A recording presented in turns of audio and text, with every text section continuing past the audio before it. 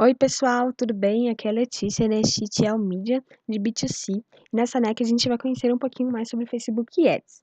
E aí, trazendo logo de cara, três alinhamentos para todos nós. Primeiro, entenda o macro, então o Facebook, em grande parte, pede coisas técnicas, mas esse não é o momento, não se preocupa com isso.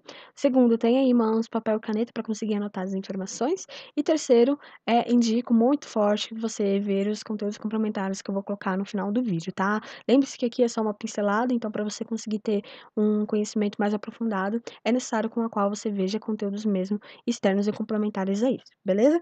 E aí, o primeiro pedido que eu já trago logo de cara é: se você não fez a NEC do primeiro semestre, amiguinho, pause esse vídeo agora, porque ela é o primeiro grande passo para você conseguir entender tudo que tá vindo por agora, tanto nesse vídeo quanto no próximo também sobre o Facebook. Então, pausa aí o vídeo e só volte quando você tiver terminado, beleza? Agora que você fez a NEC do primeiro semestre e voltou aqui para o vídeo, só um overview aí do que você conseguiu ver lá, né, pra gente estar no mesmo passo. Então, esses foram todos os conhecimentos adquiridos naqueles 2 primeiros vídeos. E aí, hoje, quais são os conhecimentos que a gente vai adquirir? A gente vai falar um pouquinho sobre leilão de anúncios, a gente vai falar sobre diferentes desempenhos e como que a forma a qual a gente estrutura nossa campanha pode afetar nos nossos desempenhos, e posicionamento. Então, quais são as boas práticas aí que o Facebook recomenda para esse tópico? Aí vamos falar do primeiro ponto, leilão. Acredito que todo mundo, né, já saiba um pouquinho como que funciona um leilão de arte, por exemplo. Então a gente tem ali uma peça que as pessoas querem adquirir, e aí temos pessoas interessadas que vão dar lances, e a pessoa que dá o maior lance é a pessoa que vai levar aquela peça para casa. Mas no Facebook, amiguinho, não é assim que funciona. Dentro do Facebook, o que a gente tem? Né, pra gente entender, a gente tem várias campanhas, vários anunciantes querendo direcionar aí querendo atingir um público. Mas não é só a parte financeira que é levada em consideração. Para um anúncio vencer um leilão e ser exibido para aquele público, é necessário com que ele tenha um valor total maior do que as outras campanhas. Ou seja, o valor total trata-se da combinação de três fatores. O primeiro, o anunciante, ou seja, de fato, qual que é a marca, qual que é a campanha que está sendo colocada, então, principalmente, qual é o lance que a gente quer, né? O quanto a gente quer investir para com que aquilo seja veiculado de fato. O segundo é a taxa de ação estimada, ou seja, o próprio Facebook tem um algoritmo dele que calcula a probabilidade daquele público que você direcionou realizar a ação que você espera. E aí, na maioria das vezes, a ação que a gente espera, né, dentro das nossas campanhas que a gente realiza é a de conversão. Então, é a pessoa ir lá, clicar no nosso anúncio, abrir o form do Basecon, se inscrever no form, e aí a gente tem um lead. Né? Então, o próprio Facebook faz esse cálculo aí do que ele acredita que a pessoa vai gerar de ação de acordo com o que a gente programou.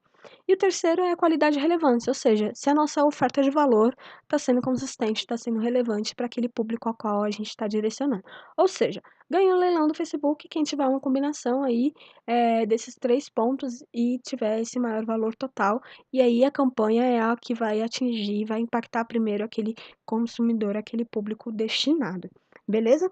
Aí o segundo ponto que eu queria trazer para vocês é o desempenho. Então a gente precisa entender que o modo com o qual a gente estrutura as nossas campanhas pode sim já afetar o desempenho. E aqui já entra a parte de otimização. Se a gente entende a forma qual a gente está estruturando e o que isso pode impactar positivamente e negativamente, a gente já tem aí um pouquinho de otimização dos nossos anúncios, das nossas campanhas que estão no ar.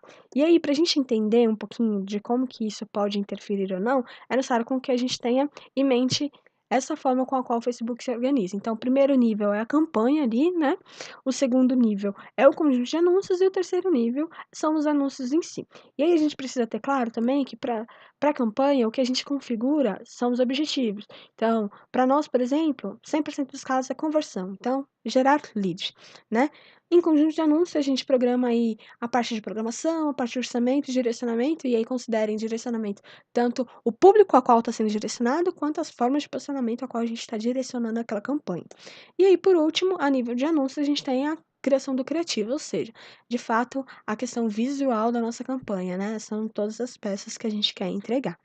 E aí, por exemplo, um exemplo positivo de como que a gente se utiliza da estrutura. Se a gente tem, por exemplo, dois ads dentro do mesmo conjunto de anúncio, a gente pode testar como esses criativos estão dentro do conjunto de anúncios. Ou seja, a gente consegue, inclusive, até otimizar isso, porque o próprio Facebook entende que aqueles ads estão dentro daquele orçamento. Ou seja, não necessariamente porque eu configurei R$ 100 dentro do conjunto de anúncios, que cada um dos meus ads vão gastar 50. Então, pela própria otimização do Facebook, ele vai entender que o Ads 1 está performando muito mais. Então, ele vai direcionar mais verba para aquele. Então, ele vai gastar R$ 80. E o Ads 2, que está tendo uma performance um pouco mais baixo, ele não vai fazer gastar tanto, para com que a gente não tenha aí um custo por lead muito alto e um desempenho muito baixo para nossa campanha. Beleza? Então, isso é uma questão positiva. Então, é um jeito fácil de testar aí quais são os criativos que dão certo com cada um dos nossos públicos. Aí, um outro exemplo, um pouco negativo. Agora, se a gente tem ads muito parecidos e conjuntos de anúncios muito parecidos. Por exemplo, uma diferença básica de um critério de comportamento. O que isso pode ocasionar? Pode ocasionar que, por terem a mesma programação, o mesmo orçamento e praticamente o mesmo direcionamento, eles vão parar no mesmo leilão. Ou seja, eles vão estar competindo entre si. Então, o que é recomendado é, se você tem peças visuais parecidas, coloque em conjunto de anúncios totalmente diferentes. Mudem. Um exemplo, por exemplo, que vocês podem mudar e faz diferença é na parte de programação. Então, por exemplo, um anúncio rodando durante a semana e um anúncio rodando durante o final de semana. E aí, como eles estão em programações separadas, eles vão estar em leilões separados. Então, não tem como eles se afetarem. Beleza? E aí, para ver se a gente conseguiu entender e pegar isso, eu queria que vocês pausassem o vídeo novamente e vissem as campanhas de vocês. Como que elas são estruturadas? Vocês têm ads muito parecidos, em conjuntos muito parecidos? Será que não é isso que está afetando o desempenho de vocês? Então, pausa aí o vídeo, vai dar uma olhadinha, veja como vocês estão estruturando, ou como o VP de vocês está solicitando os anúncios, e já vão anotando aí as possibilidades que vocês podem ter de alterações para conseguir já otimizar essa questão de estrutura mesmo a qual vocês estão realizando, beleza? Pausa aí e vai lá fazer isso. Beleza, agora que vocês pausaram o vídeo, foram ver lá, trago mais um pontinho aí bem importante para a gente entender, que é a parte de posicionamento. Então, a gente entende quais são as formas de posicionamento, a gente tem aí Facebook, Instagram, Network, Messenger, e aí o Facebook tem duas formas com a qual a gente pode trabalhar a forma de posicionamento. A questão automática, ou seja, todos os posicionamentos possíveis, e a manual. Quando a gente fala da manual, significa que a gente está selecionando uma ou duas caixas de posicionamento possíveis. Mas, de acordo com um guia de boas práticas do Facebook, o recomendado em 99% é realizar o direcionamento de posicionamento automático. Agora, por que isso? Porque quando a gente utiliza automático, significa que a gente tem várias formas com a qual a gente pode impactar o nosso consumidor. Quando a gente seleciona, por exemplo, apenas uma forma, significa que a gente está forçando aquele consumidor ver aquela peça.